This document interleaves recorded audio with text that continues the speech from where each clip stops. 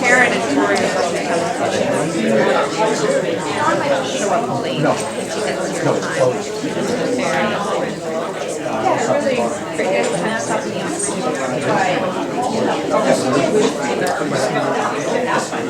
Rare.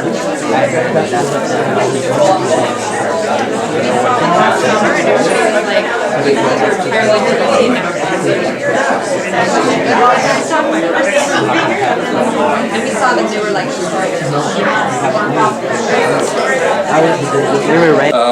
By way of introduction, I'm Rodger Touchie. I'm the publisher at Heritage House, so I've had the good fortune to work with the authors and photographer and our own internal editorial and design team on this book. It's been a real pleasure.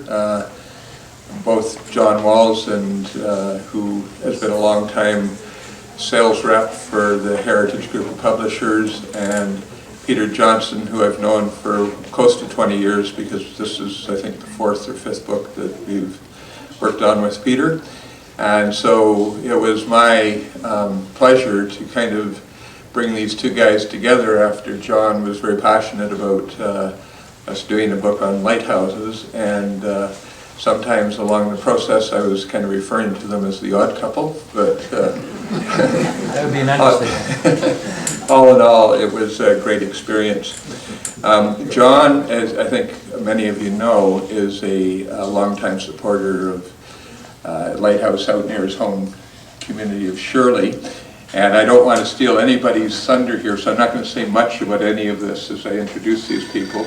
But I just admired his love and his commitment to a project that he's been involved with for quite a while, and I think he's got some nice positive information about that tonight. So without further ado, I'd like to introduce John Walls.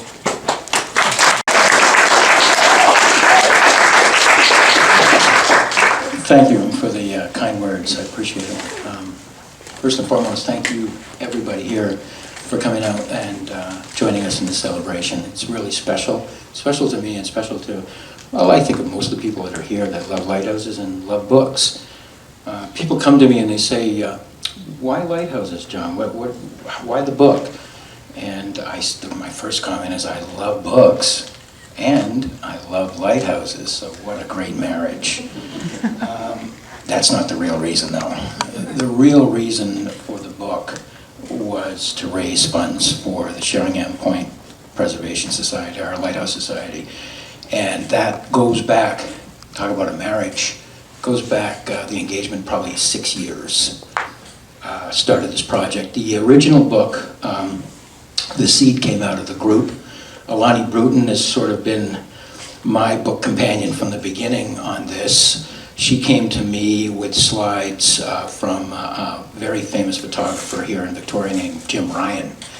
And she had the slides that Jim's daughter, Donna, had given to the society. And the first thought was that was going to be the slides for our book. The original concept for the book was a coffee table book of BC lighthouses, not just the island and some of the Gulf Islands, but a book about BC lighthouses and their amazing stories, and it was going to be a fairly good-sized tome.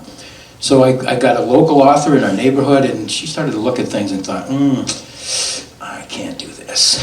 So we didn't go long, and she said, I just can't do it, so I lost my first author.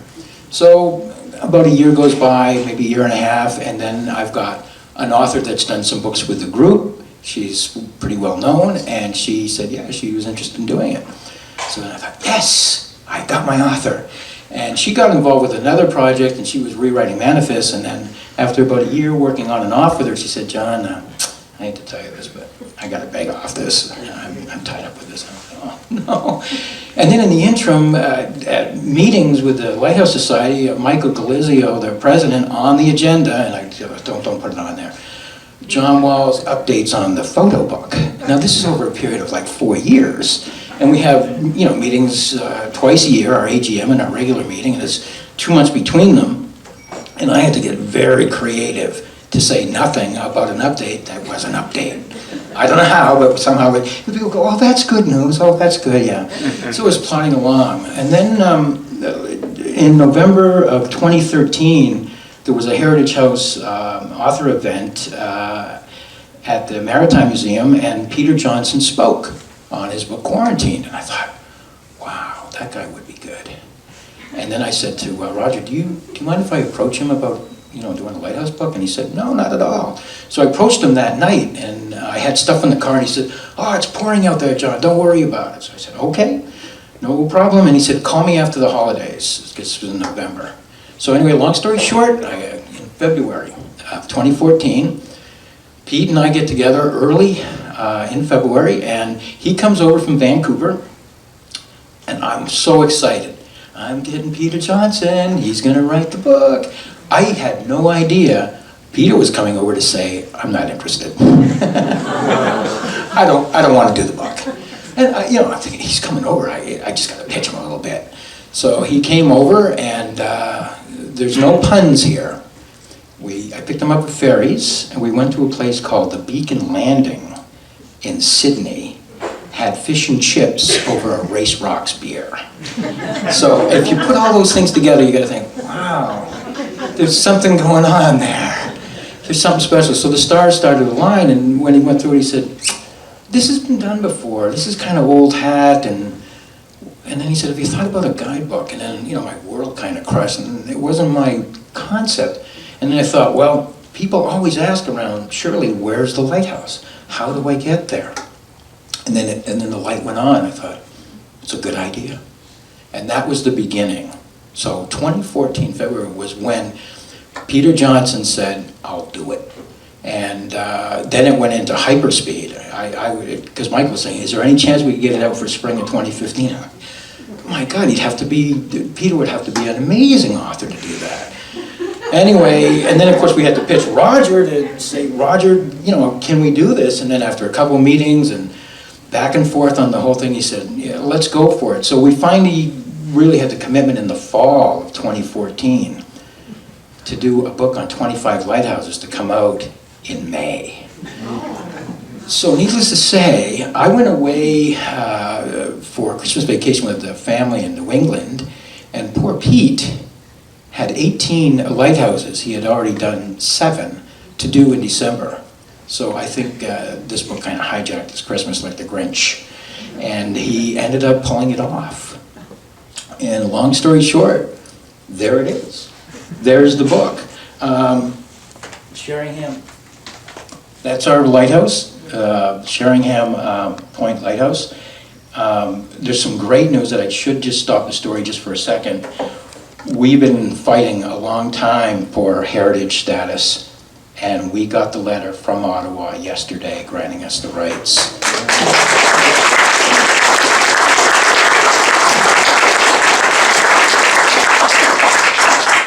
I can say it's been a longer slog and a more difficult saga than this book ever could be. And to get this, we're now the stewards of the lighthouse, where we're going to put a passive park in for people to come and enjoy the site, and it's going to be preserved for generations to come. Our mission statement is to protect and preserve. And so I had to share that with you. We're delighted about that. It's absolutely amazing that it come part and parcel with this evening and launching the book. So anyway, that's sort of the inside story. As a rep, as a book sales rep, I'm asking you, before you leave tonight, pick up a copy or two. I'd be remiss if I didn't mention that. 50% of the proceeds as a minimum, and that's thanks to Peter, the way he worked it out and carved it out, go to the society. So there's proceeds from the book that go back to the society. So not only would you be supporting the Bolen book family here, and I thank the Bolen book family for putting this on for us, you'd be supporting the Lighthouse as well. And you don't have to go to these. The way Pete writes, you'll be sitting in your chair laughing, because he's actually made history fun. And it's a fun book. And it'll take you to all 25 lighthouses. So I recommend this book highly. I love it, and I can't believe it's here. And I thank you all for coming tonight.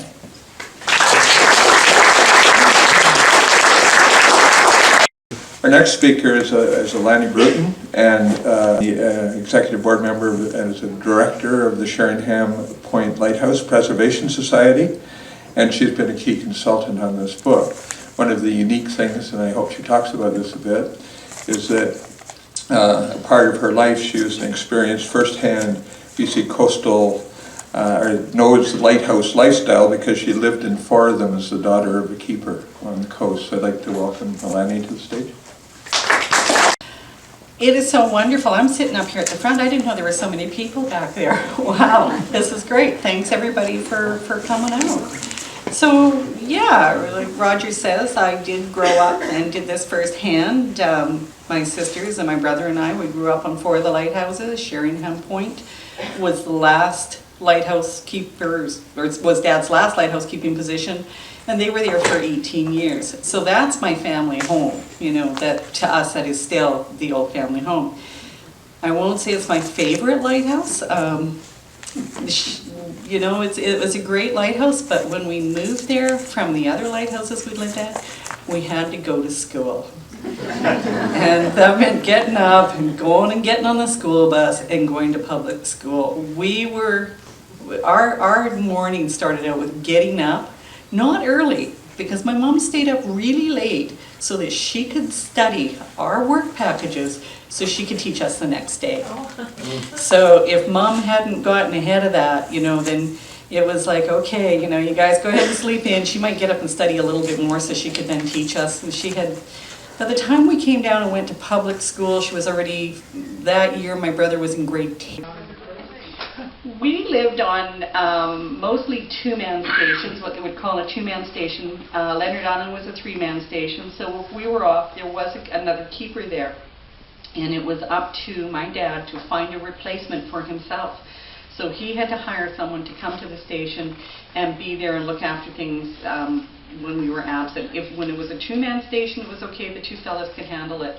But the other ones that we were at, and one station when we first went to Chrome Island, that was a 1-man station.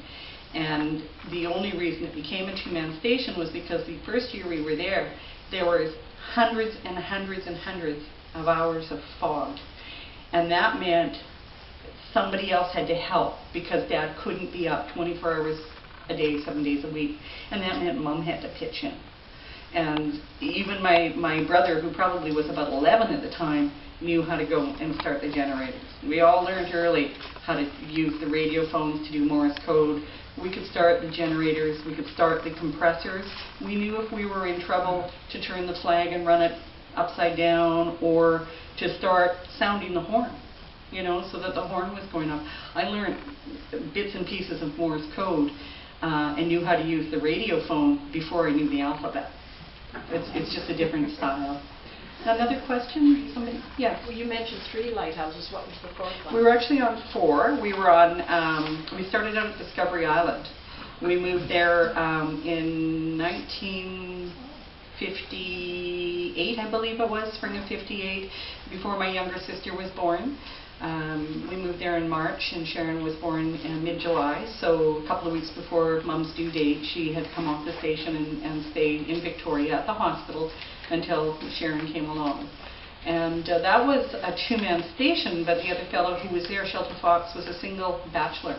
So Mom had no female companionship at all, and she was a prairie girl. So it was a pretty big lifestyle change for her. She had gone from the prairies to living in Bella Coola, where my sister Linda and I were both born. Dad was in the logging industry, and that was quite a change from the farm for her to do that, and then to go to lighthouses. It was tough. She said she would give it 6 months. I think she probably hated it for the first 5. And then after 5 months, it was like, okay, we'll do it a little longer. And then we got the next station, Yellow Rock or Chrome Island, and that was pretty tough because we had all the fog and all the work, and there was just Dad. So finally they decided they would make it a 2-man station, but before they could do that, they had to build another house. So they built the other house, and then they decided, well, before we make it a 2-man station, we've got to tear down the old house and build a new keeper's house because it was pretty dilapidated. So it took a while before we got the extra keeper, and so while we were waiting in that case, we had to again hire somebody to come and relieve and work on the station while we were at the station. We then went from Chrome Island to Leonard Island, which is just a jewel of an island. It's several acres, very wooded, very treed, very mature trees now, And lots of paths that go through the island and around it, and lots of coves and lots of beaches. So it was quite a paradise for young kids to go and live there. So we really enjoyed living there, and we didn't have to go to school. So, and from there we moved to Sheringham. And when we moved to Sheringham, my dad took a drop in pay because he got paid more when it was a 3-man station. And we moved to this one. He also got paid more because it was more isolated. So there were the different rates of pay. When we moved down to Sheringham, they took a cut in pay. But at that point, my mom was pretty much at her limit of what she could do for us. So that was fine. We sucked it up when we went to public school. We didn't like it, but we did it. So, yeah. Any other questions? Way at the back, yes. So what do you do when you have 3 days of an awful gale? When you have what? 3 days of an awful gale, like a storm. Well, when I was younger and we were at Leonard Island and we had some pretty nasty gales up there, the last storm that was there, the big storm before we moved away, we had sustained winds of up to 120 miles an hour. If the winds got over 65 miles an hour, Dad wouldn't let us go outside. Because when the winds got really bad and the branches were flying around and twigs and stuff, it can be quite dangerous when things like that happen. And we spent our lives hopping around the rocks down on the beaches. We could easily have been swamped by a larger wave. So in those times we got a little housebound, so we got in each other's hair. But yeah, the storms were awesome. I mean, people still go to Tofino to storm watch. It's a great thing to do. Other questions? Yes. What did you like about public school and what did you dislike? What was it like?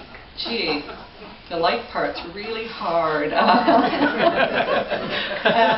I get distracted easily, maybe from sitting around the table doing my studies with 3 other kids that, you can take a break whenever you want, and to go and sit in a classroom with a lot of other kids. If somebody sneezed, it would take me 15, 20 minutes to get back down to what I was doing because I was like, who was that? Why did they sneeze? Is there a window open? What's going on? And the windows in a school in those days were not set at a level where you could look out the window. So you're in your classroom, you're in your desk, and there's windows, but it's not really meant for you to turn and be distracted. And I hated that. I like to look out the window and see what's going on. So, did I like anything about it? Not particularly. It just wasn't in my vocabulary or my mind to like it. It was a necessity. Yes? From the prairies to a lighthouse, there's a story there. How did your parents meet? My mother had moved out to Vancouver and my father was out at the logging camp for a break, and they met at a party. And they didn't like each other. They really, my mom really thought, oh, this guy's just full of himself. She didn't think much of him at all.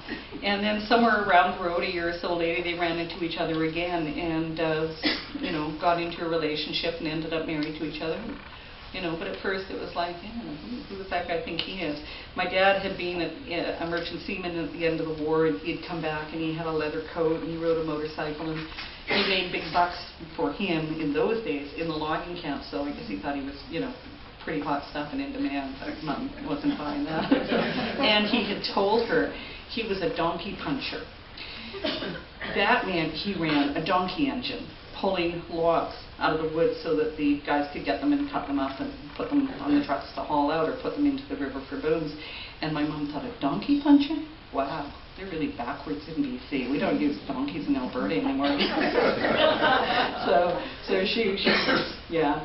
I do have to give credit to any of the women who have gone to lighthouses and stuck it out with their husbands and raised their families there. A lot of kids are boarded out. They don't grow up on the lighthouses. My parents said, no, we had kids to be around them. We're not sending our kids away. But for a lot of kids, they're boarded out. They're not kept on the lighthouses, or at least in our day, there were very, very few that were actually raised year after year on the lighthouses. So it's a tough job for any woman going into that, for sure. We've got time for one more question. There we go. I'm quite interested. You kids had a lot of time together. And what did you do for entertainment? You didn't have TV, you said. So what did you do? Didn't really have a reception when we were out at Leonard. We didn't have very good radio. We played a lot of games. We spent a lot of time investigating and studying nature around us. There's a season in the spring where there's this amazing population of frogs at Leonard, and all the little pools and the rocks are full of fresh water. So we'd all take a flashlight and we'd go down and climb around the rocks in the dark by the ocean. And not sure why we didn't get swept away, but we all managed, and find the little frogs, because there were thousands of them, and laying their eggs, and then the tadpoles hatching. It was really interesting to us. We got out there and we really hands-on experienced nature. So it's a great thing to do. Thanks, everybody. Thank you.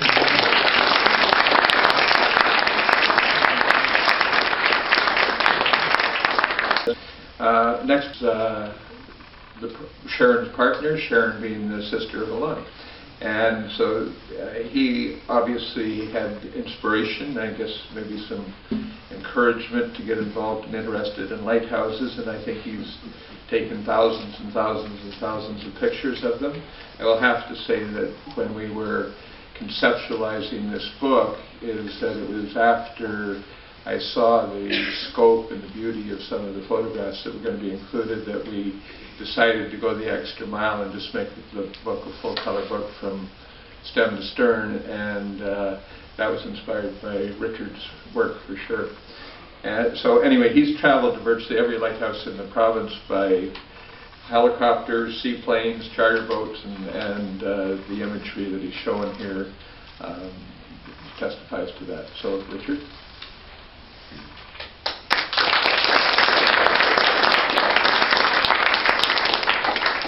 You don't mind the notes, I'm not used to talking. Okay, like he says, I'm Richard Powell. I did most of the photography for the book. I moved to Victoria in 2002, and 2 years later I bought my first point-and-shoot camera. And it wasn't long before I visited Fiskard Lighthouse and became infatuated with the lighthouses from there.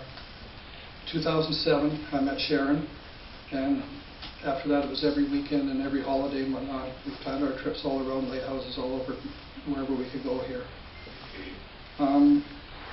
If we couldn't drive to them, like he says, we chartered boats and a helicopter one time and float planes and everything just to get to them and whatnot. In 2009 we went to Tofino, chartered a boat there and headed out towards Leonard Island. Got permission from the keeper to go on shore and whatnot. Spent a nice afternoon there getting all the photographs and whatnot. When we got back to shore, there was a float plane sitting on the dock. And I looked at Sharon and she said, sure, go for it. So we talked to the pilot there. Next thing I know, we're up flying over top of Leonard Island getting photos from the air. And the pilot there was a little reluctant there, but I made him take the door off. He wanted me to take pictures through the small window on the side. Excuse me. Can't get good pictures through a window, no matter what. Estevan Point I got on that same trip and whatnot, so it worked out good. Probably the most favorite trip of all was 3 years ago. I rented a helicopter up in Parksville. We flew out over Sisters Islet, Bolinas, Entrance, and Mary Island, which is on the Vancouver side. 2 of the lighthouses were unstaffed and whatnot, so the pilot set us down and let us run around there for half an hour taking all the pictures that we wanted and whatnot. And he too wouldn't take the door off until I told him I wasn't going unless he did. It was quite an experience running in a helicopter there looking straight down, you know, right through your feet and whatnot. And Pollier Pass, I think, would have been probably the most dangerous one I went to. And that's off at the end of Galiano Island.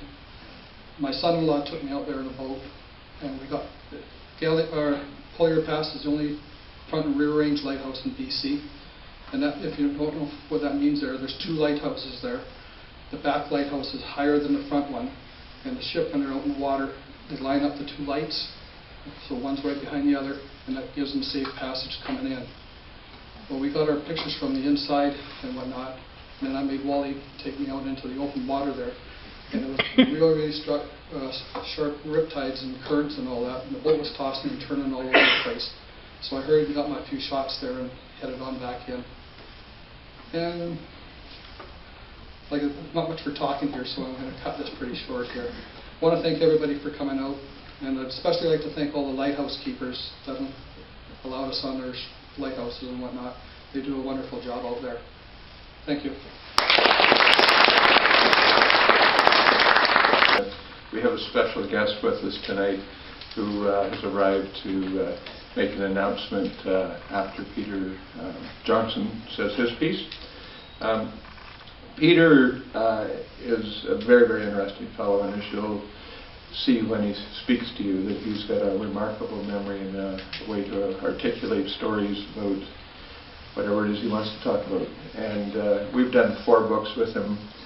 First book, I guess, goes back almost 20 years, 1819, which was a book called Glyphs and Gallows, and it was on a lot of the hydroglyphs along the West Coast Trail, and a very interesting story as to what they depicted.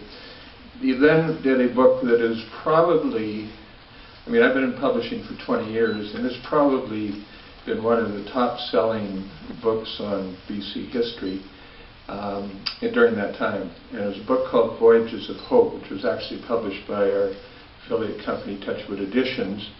And Voyages of Hope was about the bride ships coming into Victoria, and it just continues to sell and sell and sell. Kind of one of those things publishers like.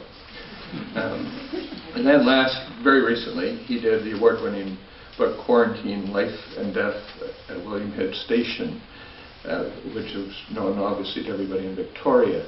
And it was, again, a book that sometimes one of the real benefits of being a publisher is you get to read and learn stuff all the time from the great authors that we have. And in that case, that was just a story that kind of captivated me when I first saw his manuscript. So now here he is, joined up with John Walls, and I think that he's done a great job of both writing an entertaining and informative book. And every time I grab one of the Lighthouse stories to read, I'd find I didn't know that. You know, so that's Peter. That's what he does, and that's what he's done in this book. And I'd like to introduce him now.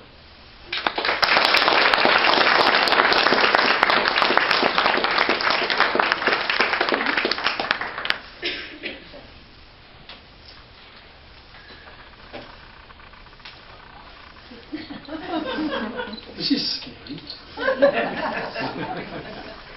Rodger's dead wrong, by the way. John Walls and I are not an odd couple. Very strange, maybe. Certainly not odd. It was such good fun to befriend John over the last couple of years, and to work with the same team that did a couple of previous books. I see Laura Kovac is here. Thank you, Laura. She's the senior editor. And Jackie Thomas made it all work as the art designer. Fantastic stuff. Thank you, Jackie. Great. And the maps alone with price of admission, and they're very good. I mean, John said it's not necessary to go. That's wrong. Damn well go. All right, you go and see these lighthouses because they are far more than just what they are. And Richard, without your photographs, we'd be still hacking and hewing. You made it work. Thank you. And there's one other person I want to thank. In the frontispiece, right at the front of the story, there's a quotation from the real writer in all of this, and it's Virginia Woolf, To the Lighthouse. And I want to talk about this book. You've got to buy this one, okay? As a way into how the writing happened. But very, very fine daughter of very strong family friends of mine, Sonia Darkey, did an interpretation of a Virginia Woolf quotation from the book, and it made it. So stand up, Sonia. Well done, girl.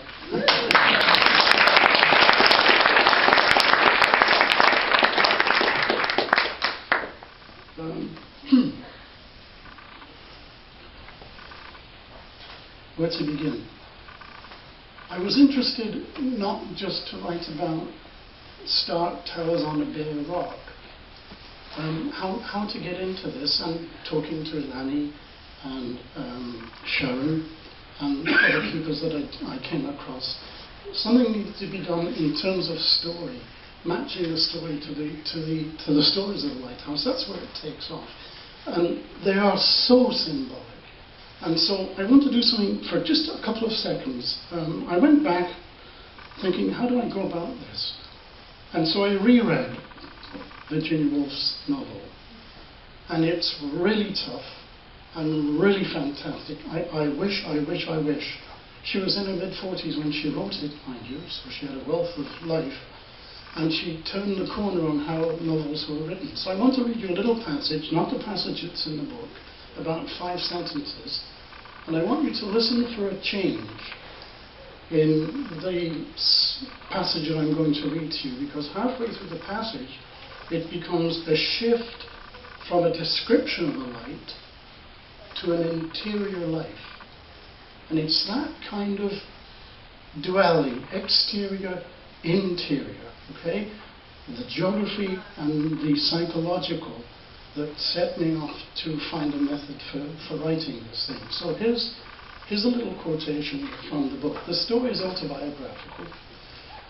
Virginia Woolf lived in St. Ives in Cornwall, and her 8 brothers and sisters for part of the summer would go off to this beach before the Lighthouse. She moved the story to the Hebrides. This is one of the characters called Nancy. Just listen to this powerful writing. On the beach, Nancy is walking to the beach with 2 friends, and in the background on an island is the light, of course. Nancy waded out to her own intertidal pool and let the other couple look after themselves.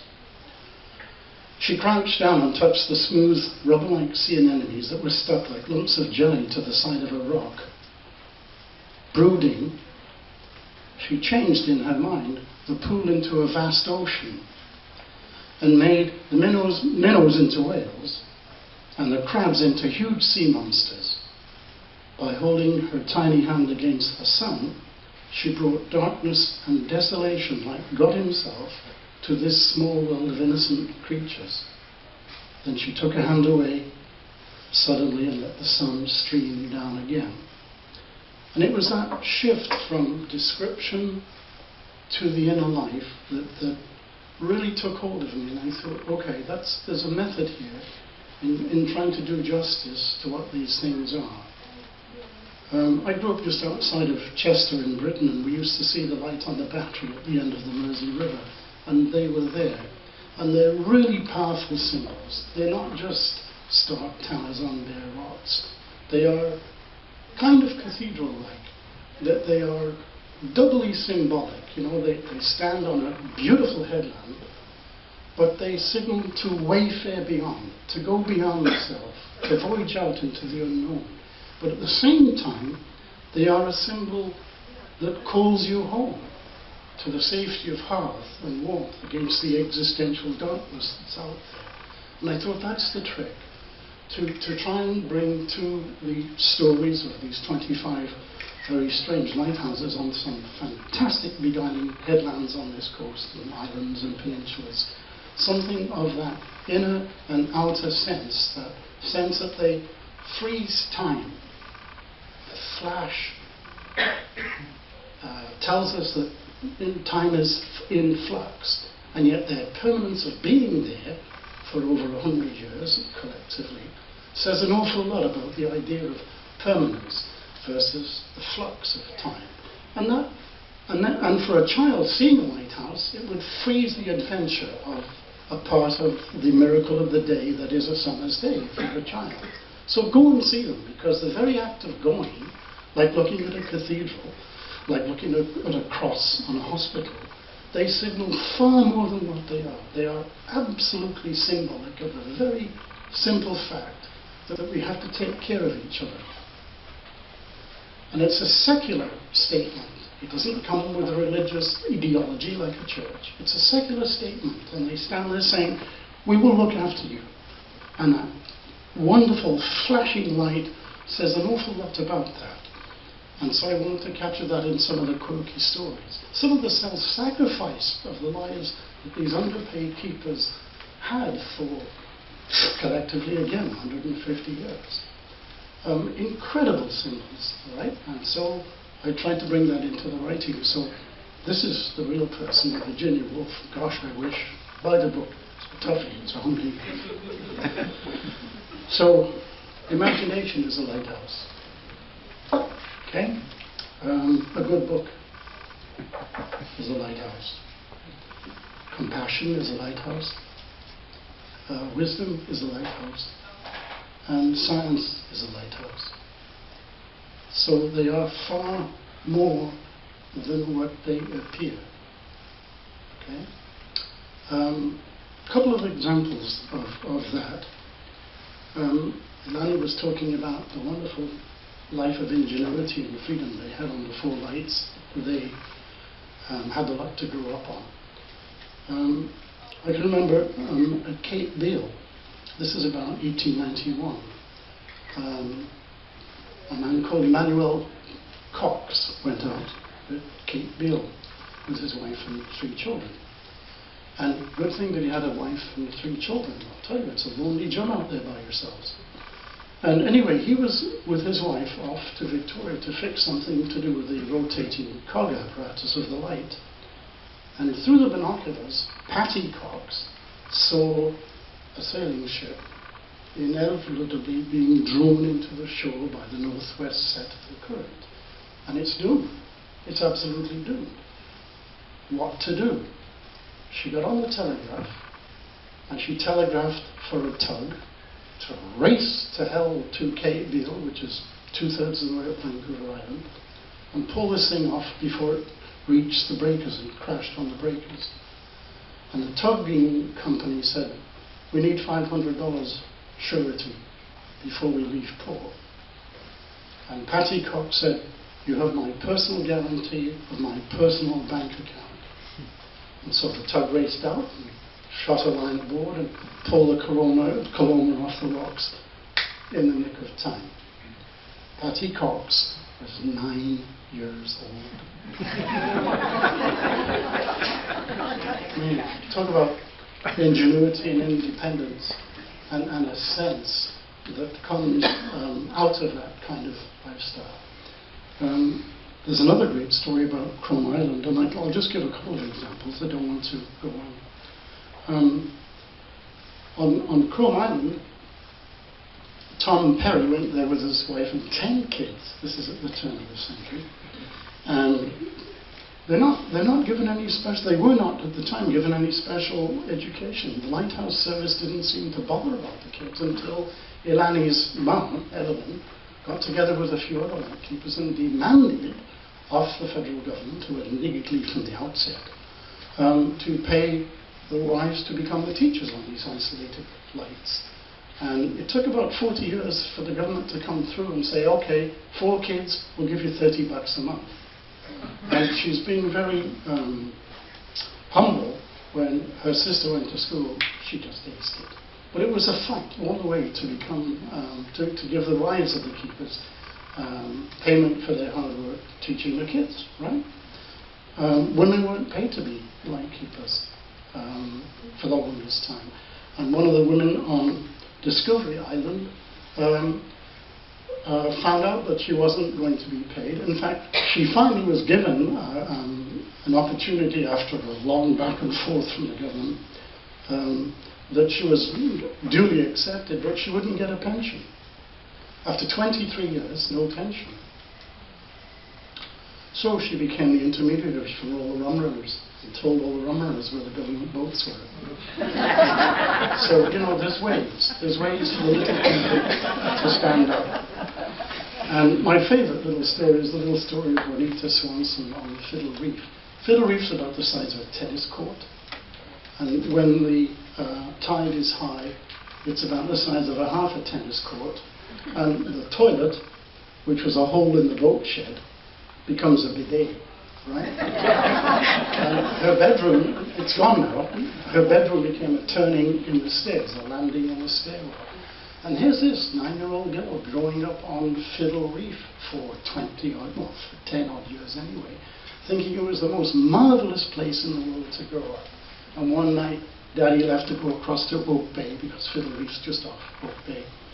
And a storm came up and she was worried, as were Mum. You couldn't go outside, you'd be blown off the bloody rock. And the girl's out there looking for Daddy. I mean, are you kidding?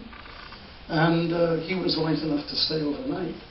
And she went to the toilet and she stared down on the deep and she had this vision of Cadborosaurus. So that's maybe another shoot off of where that story came from, the need for someone to bring back Daddy. So it's full of those kinds of stories and the quirkiness of people on the light and the human lives that they led and the underestimation of their role, saving lives. Gosh, I think it was at Leonard that 3 or 4 lives were saved. And at Trial Island, 2 months before the lighthouses were being de-staffed, I think it was Meredith Dixon that saved 9 kayakers who had capsized their kayaks in Enterprise Channel. What would have happened 2 months later after Trial Island was de-staffed and there was nobody there to look out and be the eyes and be the symbol that we need to protect each other? Goodness knows. There's not much humanity in a pocket-sized GPS, you know. There's a hell of a lot more humanity in this wonderful obelisk to the past and to our common humanity that needs to be looked at and appreciated like a Gothic cathedral. They're beautiful structures. Damn well go and see them, all right? Thanks.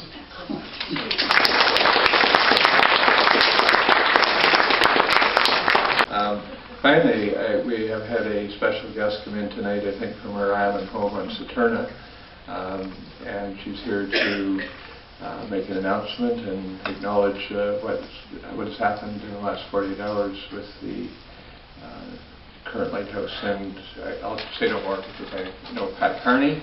Please rise and join us.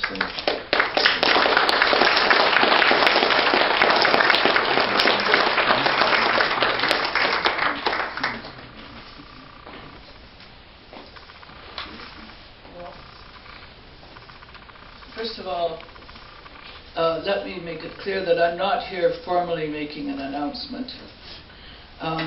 But by happy circumstance, the launch of this remarkable book, To the Lighthouse by Peter and Walls, coincides with the fact that Sheringham Point Lighthouse Society, Preservation Society, has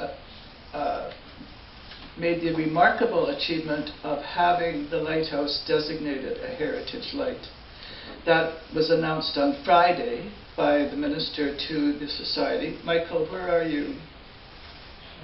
Oh, good. And the announcement will be made, I suppose, at some formal time. But I wanted to I came in from Saturna to say what a wonderful thing the society has done to do this, and what it means to your community and to your society, because it's very rare. Under the Heritage Light Preservation legislation that I've been working on for years, 40 lights in BC were petitioned, and 21 have now been given, this has been given heritage protection, and Sheringham is one of those.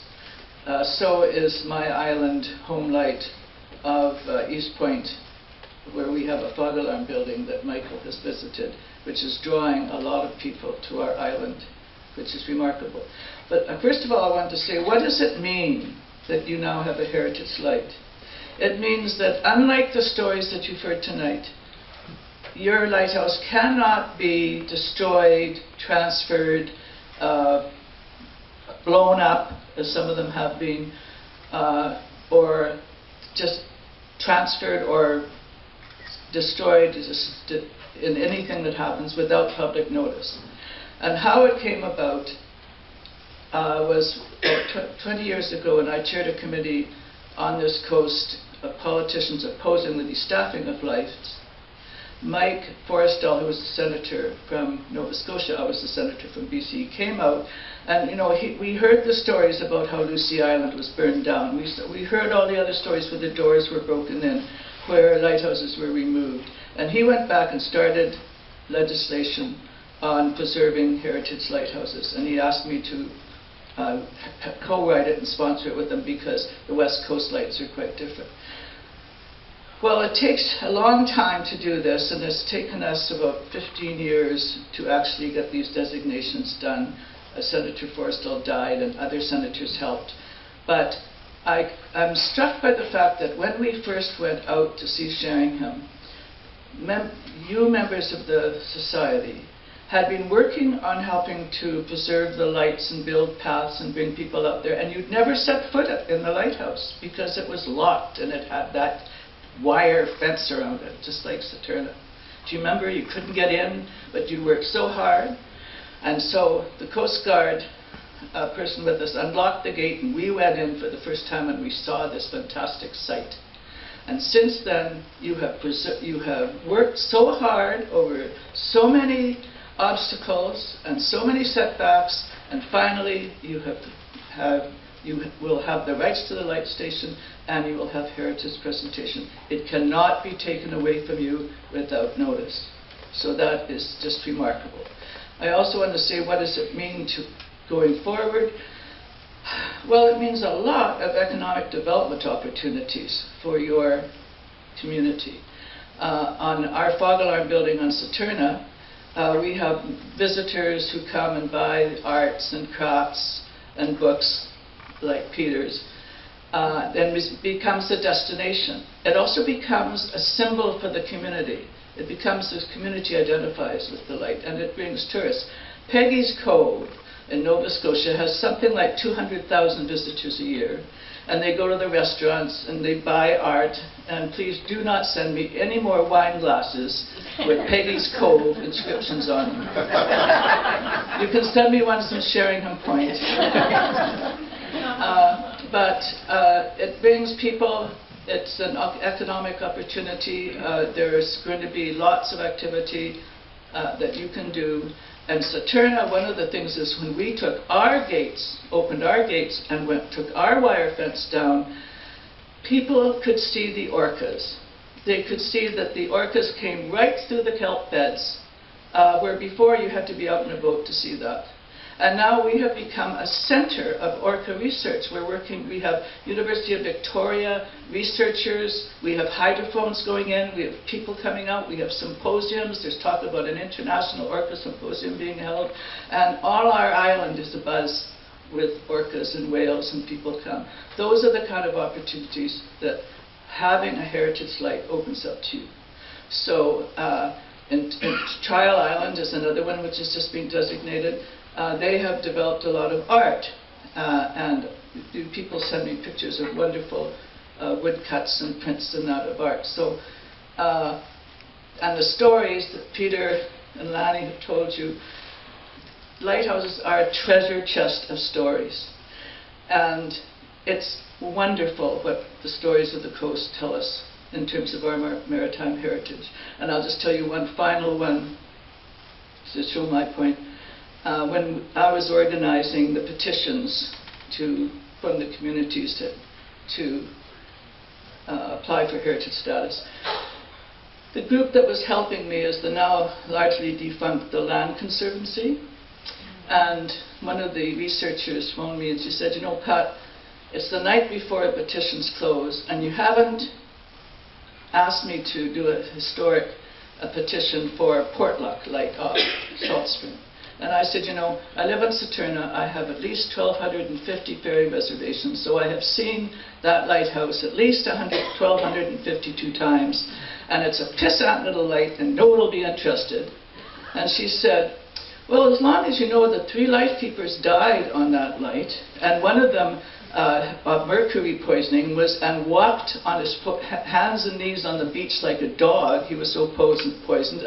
Another lightkeeper actually starved on the light. But if you don't think people are interested in that kind of story, well, we'll just pass on it. And I said, you have till noon tomorrow to get the application in. So I can't thank you enough, Michael, and your crew. There's Noel Taylor here tonight. She's the DFO officer who works so hard because it takes a lot of people to do this. But it's an enormous opportunity. Now you have the gates open, now you have the fence down, and I'm really interested in seeing what are you going to do with your lighthouse. Thanks very much for being here. Peter, you've done a lot of work for us.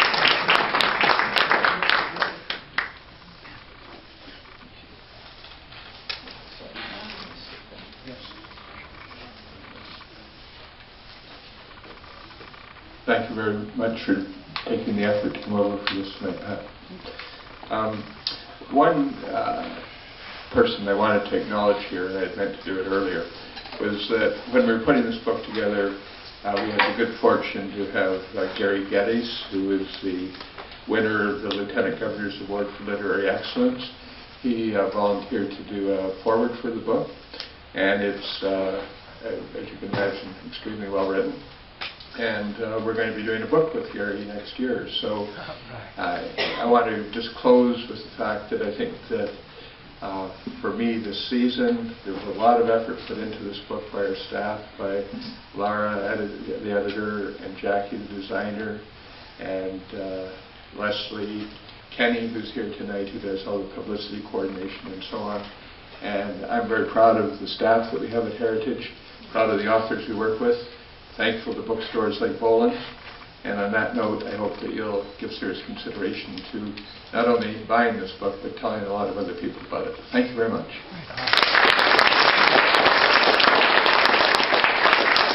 Bolen Books, I just want to thank all of you for coming out and being here tonight, and thank Heritage House for putting the book together, and of course the authors for all the work they put into it.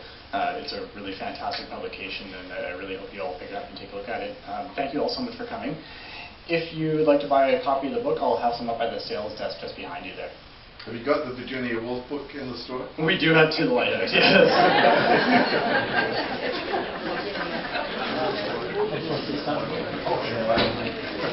If any of you folks want a triple signing, now's your chance. Peter and Richard and myself will be up here and happy to oblige. So come on up, and if you guys have any questions while you have us, we're ready to field them. Thank you.